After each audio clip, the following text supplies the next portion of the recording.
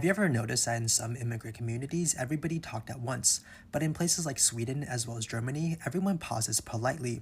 And there's a really interesting reason why. And linguistics often refer to this as turn taking, and different communities actually have different pause lengths. In places like Japan, they pause for an average of zero point 0.9 seconds, in Denmark as well as Germany, zero point 0.7. But in places like Italy as well as Greece, that number is only zero point 0.2.